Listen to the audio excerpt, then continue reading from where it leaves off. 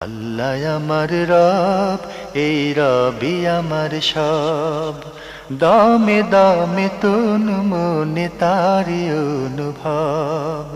তোমার দুনিয়াতে আমি যেদিকে তাকাই, অথই নিয়ামতে ডুবে আছি সবাই। পাক পাখালির গানে শুনি তসবি কালো রব, তসবি কালো রব। আল্লাহ আমার রব, এই রবি। আসসালামু আলাইকুম। আলহামদুলিল্লাহ, আসসালাতু ওয়াসসালামু আলা রাসূলিল্লাহ। প্রিয় দর্শক, আপনারা যারা দেশে আছেন প্রবাসে, সবাইকে জানাই অনেক অনেক প্রীতি ও শুভেচ্ছা। শুরু হলো এনটিভি আয়োজিত এবং লাভ হলো নিবেদিত অনুষ্ঠান আপনার জিজ্ঞাসা। আপনাদের সাথে আছি আমি জাইনুল আবেদিন আজাদ। আর আপনাদের মনে জাগা প্রশ্নের জিজ্ঞাসার জবাব দিচ্ছেন বিশিষ্ট আলেম ডক্টর মোহাম্মদ সাইফুল্লাহ। আসসালামু আলাইকুম ওয়া রাহমাতুল্লাহি ওয়া বারাকাতুহু। প্রিয় দর্শক, চলুন তাহলে জিজ্ঞাসার জগতে। শুরুতে একটি ইমেল পাঠিয়েছেন জামিল উদ্দিন, কানাডা থেকে। লিখেছেন, সেজদায় নিম্নে বর্ণিত দোয়াগুলো পড়া কি ঠিক আছে, জায়েজ আছে? 3 বার বা তার অধিক পড়া যাবে প্রত্যেক সালাতে? আপনি এক এক করে 6টি দোয়ার কথা বলেছেন।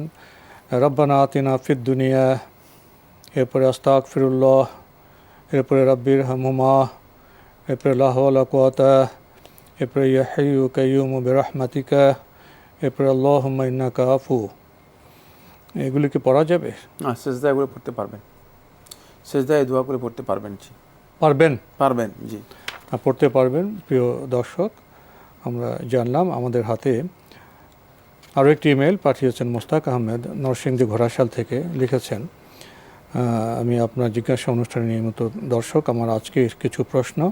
1, পবিত্র কোরআনের সূরা নিসার 115 নম্বর আয়াতে তো আল্লাহ তাআলা বলেন, সরল পথ প্রকাশিত হওয়ার পরও যারা মুমিনদের পথের বিরুদ্ধে চলে, আমি তাকে ওইদিকে ফেরাবো যেদিকে সে অবলম্বন করেছে এবং তাকে নিক্ষেপ করব জাহান্নামে। আমার প্রশ্ন, যাদের নিকট সরল পথ প্রকাশিত হয়নি তাদের পরিণতি কী হবে? যেমন নবী আসার পূর্ববর্তী প্রজন্ম, যাদের নিকট নবী আসেনি, দিন কায়েম হয়নি, কিতাব আসেনি, তাদের পরিণতি কী হবে? যাদের উপর নবী আসেনি যাদের কাছে, অথবা যাদের কাছে আল্লাহ তাআলার দ্বীনের বিষয়ে স্পষ্ট হয়নি, যদি এমন কেউ থাকে, আল্লাহ সুবহানাহু ওয়া তাআলা কিয়ামতের দিন তাদেরকে পরীক্ষা করবেন এবং তারা সে পরীক্ষা উত্তীর্ণ হলে তারা জান্নাত পাবেন। কিন্তু এই ধরনের খুব কম সংখ্যক লোক রয়েছে যে যাদের কাছে নবী অথবা সতর্ককারী যায়নি। ওয়া ইন মিন উম্মাতিন ইল্লা খালা ফিহা নাযীর। আল্লাহ সুবহানাহু ওয়া তাআলা আপনার এই বক্তব্যকে কঠিনভাবে রদ করে দিয়েছেন। আল্লাহ তাআলা বলেছেন, ওয়া ইন মিন উম্মাতিন, এমন কোনো উম্মাহ নেই, এমন কোনো সম্প্রদায় জাতি নেই যে যাদের কাছে আমার পক্ষ থেকে সতর্ককারী যায়নি, সতর্ককারী এসেছে। সুতরাং সতর্ককারী প্রত্যেক যুগে প্রত্যেক উম্মাতের কাছে এসেছে এবং আজকের দিন পর্যন্ত গোটা মানব সভ্যতার কাছে দ্বীনের ব্যাপারে এবং আল্লাহ তাআলার রিসালাতের বিষয়ে সতর্ককারী আজকের দিন পর্যন্ত বর্তমান আছে এবং থাকবে। সুতরাং এখান থেকে বোঝা যাচ্ছে যে আপনি যেই মাসআলাটি তাসাউর কল্পনা করেছেন, যে বিষয়টি আপনি কল্পনা করে বের করেছেন, সে কল্পনা নেই যে এমন কোনো লোক নেই যাদের কাছে আসলে দ্বীনের ব্যাপার আসেনি। শুধুমাত্র একটি সময় ফাতরাত গিয়েছে। ঈসা আলাইহিস সালাতু ওয়াস সালাম উঠে যাওয়ার পর মুহাম্মদ সাল্লাল্লাহু আলাইহি ওয়াসাল্লাম আসা পর্যন্ত প্রায় 500 বছর বা 550 বছর, মানে এই সময়ে কোনো নবী এবং রাসূল আসেন নাই। কিন্তু এই সময় দ্বীনে হানিফের প্রচারক যারা, তারাও ছিল। এই সময় খ্রিস্টান ধর্মের যারা প্রচারক, তারাও ছিল। ঈসা আলাইহিস সালাতু ওয়াস সালাম অনুসারী যারা হাওয়ারি ছিল, তাদের প্রচার তাদের দ্বীনের কাজ ছিল, দ্বীনের মেসেঞ্জার হিসেবে নবী ছিল না, কিন্তু নবীর পক্ষ থেকে প্রতিনিধি যারা, তারা ছিল। এখনো তো আছে, মুহাম্মদ সাল্লাল্লাহু আলাইহি ওয়াসাল্লাম নেই, প্রতিনিধিকে এখন পৃথিবীতে দ্বীনের প্রচার করছেন না। তারপরে তো মুহাম্মদ সাল্লাল্লাহু আলাইহি ওয়াসাল্লাম পরে তো প্রতিনিধিত্ব তিনি সরাসরি দিয়েই গিয়েছেন। তার পরবর্তী সময় আলেমদের দায়িত্ব হচ্ছে তারা মানে এইগুলো দায়িত্ব পালন করবে এবং দাওয়াতি কাজ করবে।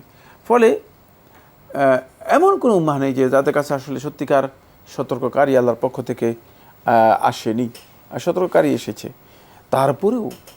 তারপরেও এমন হতে পারে, হয়তো জঙ্গলে অনেক গহীনে কোথাও দূরে জনপদের বিচ্ছিন্ন এলাকায় জনবিচ্ছিন্ন থাকে, তার কাছে ইসলামের মৌলিক কোনো দাওয়াত পৌঁছে নাই, অথবা সে দ্বীনের কিছু বুঝতে পারে নাই।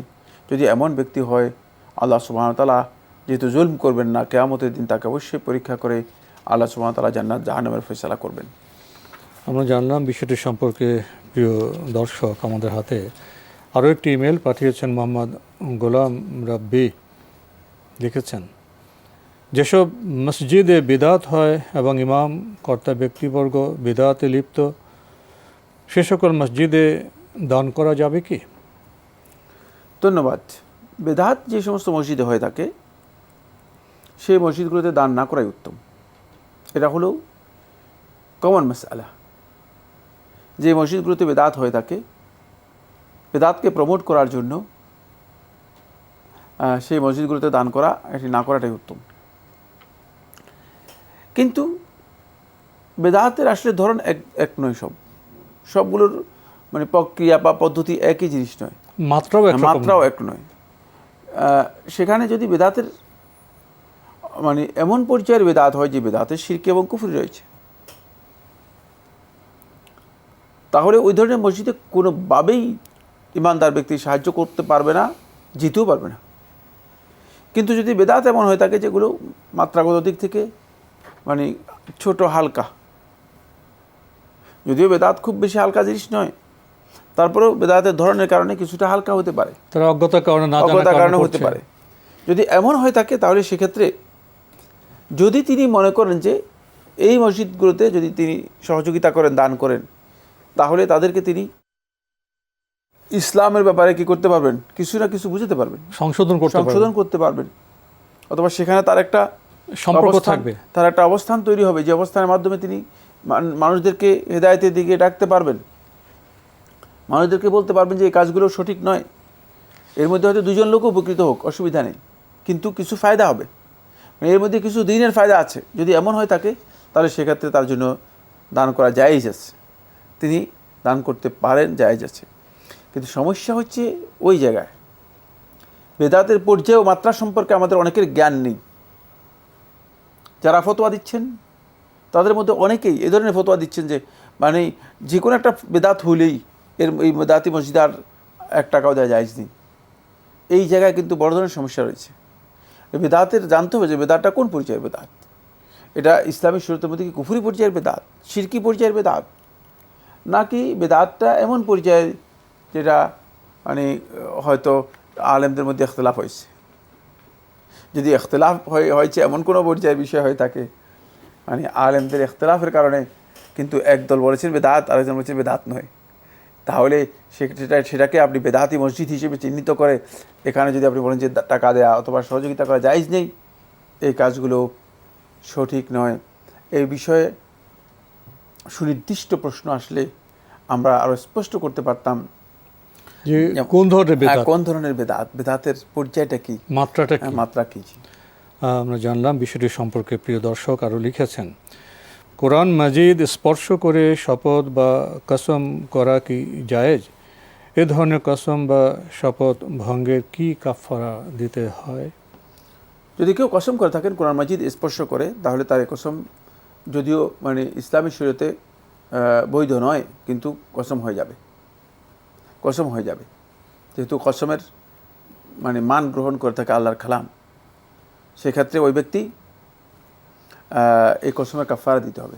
কসমের কাফারা তো আমরা জানি, এ তো আমাশাতে মাসাকিন মিন আওসাতি মা তুতঈমুনা আহলিকুম আও কিসওয়াতুহুম আও তাহরিরু রাকাবা ফামান লাম ইয়াজিদ ফাসিয়ামু সালাসাতি আইয়াম। যে ব্যক্তি প্রথমে 10 জন মিসকিনকে খাবারের ব্যবস্থা করা, উত্তম বা মধ্যম মানের খাবার, আর দ্বিতীয় হচ্ছে 10 জন অথবা 10 জন মিসকিনকে কাপড়ের ব্যবস্থা করা, অথবা একটি গোলাম আজাদ করা, এর কোনোটা যদি করতে না পারে তাহলে 3 দিন একাধারে সিয়াম পালন করবে। এই কাফারা তাকে আদায় করতে হবে। তবে কোরআন কোরআন মজিদ অথবা কোনো ধর্মীয় গ্রন্থ সেটাকে স্পর্শ করে যে কসম করা হয় তাকে এই কসমটি ইসলামী শরীয়তে জায়েজ নয়। তাকে কসম কি আল্লাহর নামে করতে হ্যাঁ, হবে? কসম যদি কসম করতে হয় তাহলে আল্লাহর নামে হবে কসম। আল্লাহর নামে আমাদের কসম করতে হবে। প্রিয় দর্শক, আরও লিখেছেন, পুরুষ দর্জির নিকট নারীদের পোশাক তৈরি করাতে ইসলামের কোনো বিধিনিষেধ আছে কি? না, কোনো বিধিনিষেধ নেই। নারীদের পোশাক যদি দর্জি না পায় কোথায় সেলাই করবে? নারীদের পোশাক সেলাই করতে হলে অবশ্যই দর্জি তো লাগবে। দর্জি ছাড়া তো আর নারীদের পোশাক হবে না, ঠিক না? তো এখন আপনি যদি পুরুষ না পান তাহলে আর নারীদের পোশাকও লাগবে না। এই কথা ইসলাম বলে না। ইসলাম দিনকে কঠিন করার ব্যাপারে কোনো বিধান দেয়নি। সবশেষে লিখেছেন, সালাতে 2 সিজদার মাঝে রব্বিক ফিরলি পড়া কি ওয়াজিব? হ্যাঁ, শেখ আব্দুল আজিজ আব্দুল বিন বাজ রহমতুল্লাহ তার ফতোয়ার মধ্যে ওয়াজিব বলেছেন। আর জুমহুর আহলুল হাদিস, জুমহুর আহলুল ফিকহ বলেছে এটা সুন্নাহ। সুতরাং যদি কেউ মনে করেন যে তিনি ওয়াজিব, তাহলে তিনি অবশ্যই, যদি কোনো কারণে ছুটে যায় তাহলে তাকে সেজদায় সও দিতে হবে। আর যিনি মনে করেন যে ওয়াজিব নয়, সুন্নাহ, তার সালাত হয়ে যাবে যদি কোনো কারণে ছুটে যায়। এখন বিকাশ অ্যাপেই পাবেন দেশের প্রথম ডিজিটাল লোন। আমাদের হাতে একটি ইমেল পাঠিয়েছেন একেএম আলমগীর, মেহেদিবাগ, চট্টগ্রাম থেকে লিখেছেন, খাওয়ার সময় যেহেতু হাতে খাবার লেগে থাকে তাই তরকারি নেওয়ার জন্য অনেকে বাম হাতে চামচ ধরেন, এতে কোনো সমস্যা হবে? খাওয়ার সময় চামচ ডান হাতে ধরবে নাকি বাম হাতে ধরবে? না, কোনো কিছু নেওয়ার সময় যদি কোনো কারণে তার ওজর থাকে, যেমন যে ওজোর কথা আপনি উল্লেখ করেছেন, হাতের মধ্যে খাবার টাবার আছে, যেহেতু আমাদের খাবারগুলো আসলে রসালো খাবার, আমরা যে পদ্ধতিতে খাই এই পদ্ধতিতে বিভিন্ন জায়গায় খাওয়া হয় না, বিভিন্ন সমাজ সভ্যতা এই ধরনের খাবার নেই। এনে খাবার ডাল চাল তারপরে ইত্যাদি অনেক ঝোল দিয়ে, হ্যাঁ, এগুলো হাত তো অনেক কিছু লেগে থাকে। হ্যাঁ, হাতের মধ্যে যদি চামচ, আর এই ডান হাত দিয়ে যদি আপনি চামচ ধরেন তাহলে আর এই চামচকে আপনার জন্য আর কেউ ধরতে পারবে না। আর যদি তরকারি নেওয়ার জন্য হয়, নেওয়াটা আপনি বাম হাত দিয়ে নিতে পারবেন। বাম হাত দিয়ে তাহলে বাম হাতে চামচ ব্যবহার করা যাবে, কিন্তু খেতে হবে অবশ্যই ডান হাতে। খেতে হবে ডান হাতে। খেতে হবে ডান হাতে। এটা হচ্ছে আল আকলু বিল ইয়ামিন, আর ওটা হচ্ছে আল ইতা আল আকস বিল ইউসরা। আকসটা লিল উযর, বাম হাতে যদি কেউ করেন জায়েজ রয়েছে, যেহেতু এটা মানহিয়ানু নয়, এটা নিষেধ করা হয়নি নসের মধ্যে, এটা নিষিদ্ধ নয়। আমরা জানলাম বিষয়টি সম্পর্কে। প্রিয় দর্শক, আমাদের হাতে আরও একটি ইমেল পাঠিয়েছেন মোহাম্মদ লুৎফুর রহমান, লিখেছেন, মসজিদে কোনো জিনিস, যেমন গাছের যে কোনো ফল বা কারো দেওয়া কোনো জিনিস, যেমন ডিম, মুরগি, হাঁস, কোনো গাছের ফল, সেগুলি কি মসজিদের ভিতরে নিলাম বা ডাকে বিক্রয় করা জায়েজ আছে? দয়া করে জানাবেন। না, মসজিদের ভিতরে নিলাম দেয়া, মাজাদ করা, ঘোষণা দিয়ে নিলাম মার্কেট তৈরি করা হারাম। মসজিদে বেচা কিনা জায়েজ নেই। মসজিদের জিনিস হলেও এটা মসজিদের বাইরে রাখতে, মসজিদের জিনিসও মসজিদের ভিতরে রাখা জায়েজ নেই। কারণ বাইরে ডাক দিবে, বাইরে রাখবে। প্রয়োজনে মসজিদের জন্য মসজিদের জিনিসের জন্য আলাদা রুম তৈরি করবে যেখানে মসজিদের জিনিস সংরক্ষণ করা হবে, কিন্তু মসজিদে নিলাম দেওয়ার বা মসজিদের মধ্যে বাজার তৈরি করা এটি জায়েজ নেই, নিষিদ্ধ। যেহেতু বেচাকেনা মসজিদে হারাম, নিষিদ্ধ। আমরা জানলাম বিষয়টি সম্পর্কে। প্রিয় দর্শক, আমাদের হাতে আরও একটি ইমেল পাঠিয়েছেন সুরভি, লিখেছেন, আমি শখের বসে ছবি আঁকি, আঁকার পর আমি তা আলমারিতে রাখি, ঘরে ঝুলিয়ে রাখি না। আমি কি কোনো মানুষের ছবি আঁকতে পারবো বা দেহের কোনো অংশ, যাদের কোনো ধর্মীয় পূজা করা হয় না, কোনো এডুকেশন পারপাস ছাড়া? আমার তা কোনো প্রমোট বা সেল করার ইচ্ছে নেই। আমি আমার সৃষ্টিকর্তার কোনো সৃষ্টিকে নষ্ট করার উদ্দেশ্য নেই। আমি সেই ছবিকে পূজা করি না, না তা কারো কাছে পূজা হিসেবে উপস্থাপন করি। তাহলে কি আমার এই কাজ গুনাহের শামিল হবে? আপনার জন্য পরিপূর্ণ ছবি অঙ্কন করা উচিত নয়। উত্তম হচ্ছে ছবি অঙ্কন না করা। কিন্তু যদি আপনি আংশিক কোনো ছবি অঙ্কন করে থাকেন, আপনার জন্য এটা নাজায়েজ নয়। সেক্ষেত্রে আপনি চোখ কি করবেন? চোখ থাকবে না, চোখের অংশটুকু আপনি খালি রেখে দেবেন, অথবা মুখের অংশটুকু খালি রেখে দেবেন। এই ধরনের যদি অঙ্কন করেন এটা জায়েজ না জায়েজ নয়। মানে আর যদি কোনো মানুষের পুরো ছবি নয়, পুরো ছবি নয়, আংশিক কোনো অঙ্গ, আংশিক কোনো বিষয় হতে পারে। আরও একটি ইমেল পাঠিয়েছেন আনার, লিখেছেন আমার মেয়ে নিউ ইয়র্কে যে কলেজে পড়ে তাদের একটি ঘর কর্তৃপক্ষ ঠিক করে দিয়েছে। মুসলিম স্টুডেন্টদের জন্য জুমার দিন ইমাম আসে, খুতবা হয়, জামাতে জুমার নামাজ হয়। রবিবার ওই ঘরে খ্রিস্টানদের জন্য চার্চের মতো হয়। সোমবার কোরিয়ানরা ধর্মীয় কাজ করে থাকেন। আমার মেয়ের প্রশ্ন হলো, এটা তো মসজিদ না একটি ঘর, এ ব্যাপারে মাসলা কি? একই মানে যখন যাব তাহাতিয়াল মসজিদ পরে বসতে হবে জুমার দিন বা রমজানে তারাবির দিন? না, মসজিদ না হলেও এখানে আজান হচ্ছে, জামাত হচ্ছে, সুতরাং এটা মসজিদ। সলাতের জন্য নির্ধারণ করলেই এটা মসজিদ।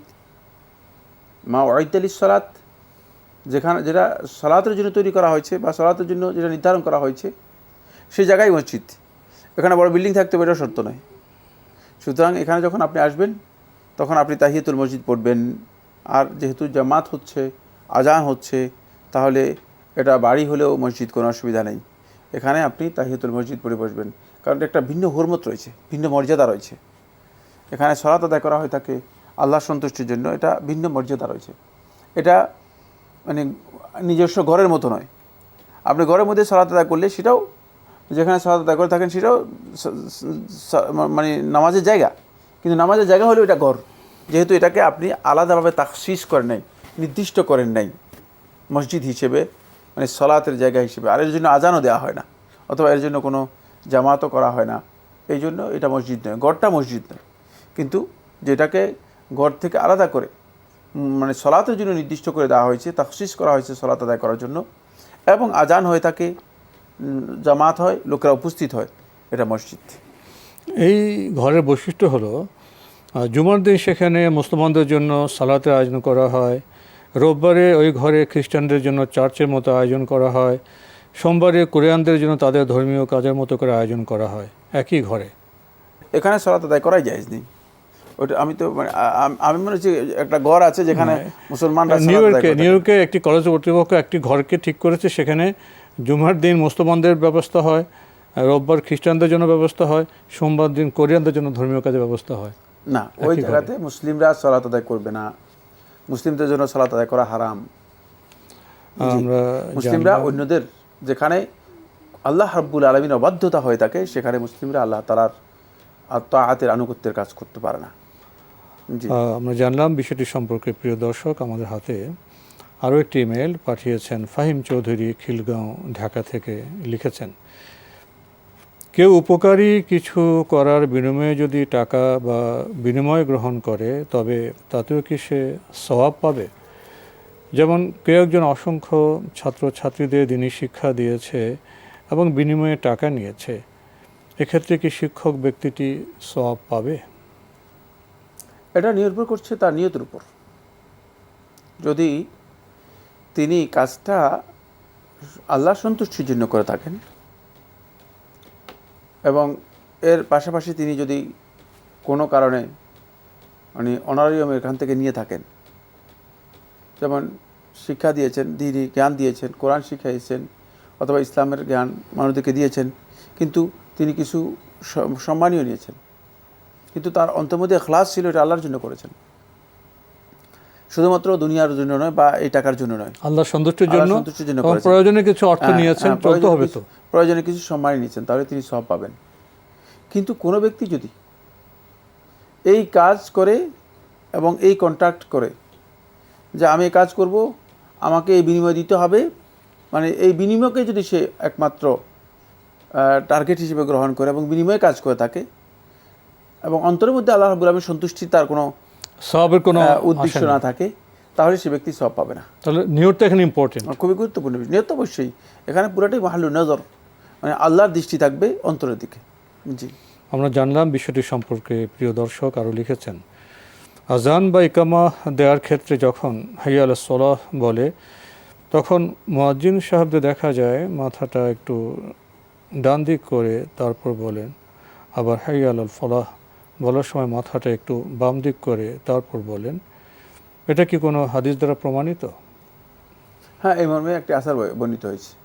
ডান দিকে এবং বাম দিকে ফিরার ব্যাপারে একটা আসার বর্ণিত হয়েছে। সুতরাং ডান দিকে এবং বাম দিকে ফিরে বলা এটি সুন্নাহসম্মত, কেউ কেউ মুস্তাহাব বলেছেন। আমরা জানলাম বিষয়টি সম্পর্কে। প্রিয় দর্শক, আমাদের হাতে আরও একটি ইমেল পাঠিয়েছেন সাইফুল ইসলাম। লিখেছেন, ইতিকাফরত ব্যক্তি কি মসজিদে অথবা মসজিদের বাইরে জানাজার নামাজে অংশ নিতে পারবেন? মসজিদ অথবা মসজিদ বাইরে, যদি মসজিদের সাথে হয় থাকে তাহলে তিনি জানাজার সাথে অংশগ্রহণ করতে পারবেন। জি। আর দূরে হলে? দূরে হলে তিনি জানাজার জন্য যাবেন না। আমরা জানলাম বিষয়টি সম্পর্কে। প্রিয় দর্শক, আমাদের হাতে আরও একটি ইমেল পাঠিয়েছেন একেএম আলমগীর। লিখেছেন, আমরা জানি যে জুমার নামাজের দ্বিতীয় আজানের আগে 4 রাকাত সুন্নত নামাজ পড়াকে কাবলাল জুমা বলে। এটি ইসলামী শরিয়তের দ্বিতীয় উৎস হাদিস ও আসার তথা সাহাবা ও তাবেইনদের মোতাবাতির আমল দ্বারা প্রমাণিত। কিন্তু ইদানিং দেখতে পাচ্ছি যে বহু আলেমগণ বিভিন্ন সামাজিক যোগাযোগ মাধ্যমে বলছেন যে খুতবার আগে 2 রাকাত সুন্নত নামাজ বসার আগে পড়তে হবে, এছাড়া অন্য কোনো সুন্নত নেই, অর্থাৎ কাবলাল জুমা বলে কোনো সুন্নত নেই। এই ব্যাপারটা একটু জানালে উপকৃত হব। কাবলাল জুমা আসলে কোনো মানে সুন্নাহ এর বিষয় নয়। কাবলাল জুমা হচ্ছে একটা ওয়াক্তের নাম। জুমার আগে যে সালাত আদায় করা থাকে এটাকে কাবলাল জুমা বলা হয় থাকে। মানে এটাকে আলাদা আলাদা নাম দিয়ে কাবলাল নাম নয়, না, এর কোনো বিধান নেই। এটা শব্দটাই শুদ্ধ নয়। এটা হচ্ছে কাবলাল জুমা মানে জুমার আগের সময়কে বোঝানো। জুমার আগে তো সুন্নত পড়তে হবে। জুমার আগে যদি কোনো ব্যক্তি মসজিদে আসেন, তিনি জুমার আগে আসার পরে তিনি 2 রাকাত করে যতটুকু খুশি ততটুকু পড়তে পারেন। এটা সুন্নাত, এটা কাবলাল সুন্নাহ। হ্যাঁ, এটা কাবলাল জুমা সুন্নত এ কথা মানে, বা এটাকে বাধ্যতামূলক করে নেওয়া, ফরজের মতো করে নেওয়া, এই বিধানটা শুদ্ধ নয়। এই যে সমস্ত আলেমগণ এগুলোকে নিয়ে বাড়াবাড়ি করছেন, তারা অতিরিক্ত করছেন। আমার যে কাবলাল জুমা নামে 4 রাকাত নামাজ রয়েছে, এই কথা শুদ্ধ নয়। এখানে 2 রাকাতও পড়তে পারবেন, 4 রাকাতও পড়তে পারবেন। 2 রাকাত তাহিয়াতুল মসজিদ পড়ে বসলেই হয়ে যাবে। জি। তো আজকে আমাদের এখানে শেষ করতে হচ্ছে। আপনাকে অনেক ধন্যবাদ। আপনাকে অনেক ধন্যবাদ। প্রিয় দর্শক, আমাদের অনুষ্ঠান আপনারা এনটিভি অনলাইনেও দেখতে পারবেন। ভিজিট করুন www.ntvbd.com। এছাড়া ইউটিউবে এবং আমাদের ভেরিফাইড ফেসবুক পেজে অনুষ্ঠান দেখতে পারবেন। শেষে এসে আমরা জুমার নামাজের বিষয় নিয়ে আমরা প্রশ্ন পেয়েছি। কাবলাল জুমা প্রসঙ্গে প্রশ্ন পেয়েছি, তাহিয়াতুল মসজিদ প্রসঙ্গে প্রশ্ন পেয়েছি। প্রশ্ন তো এসে যায়, জানাজানির মাত্রা বাড়লে আমাদের প্রশ্ন কমবে। আসুন আমরা জানাজানির চেষ্টা করি এবং জীবন ঘনিষ্ঠ আরও প্রশ্ন পাঠাই। চিঠি লিখুন, প্রশ্ন পাঠান আমাদের ঠিকানায়। পরিচালক আপনার জিজ্ঞাসা, এনটিভি, বিএসসিসি ভবন, 7ম তলা, 102 কাজী নজরুল ইসলাম অ্যাভিনিউ, কারওয়ান বাজার, ঢাকা 1215। ইমেল অ্যাড্রেস আপনার জিজ্ঞাসা @ntvbd.com। মহান আল্লাহ আমাদের সবাইকে নিরাপদে রাখুন শান্তিতে। আসসালামু আলাইকুম। আল্লাহ আমার রব, এই রবি আমার সব, দামে দামে তুন মনে তারি অনুভব। আল্লাহ আমার রব, এই রবি আমার সব। এখন বিকাশ অ্যাপেই পাবেন দেশের প্রথম ডিজিটাল লোন।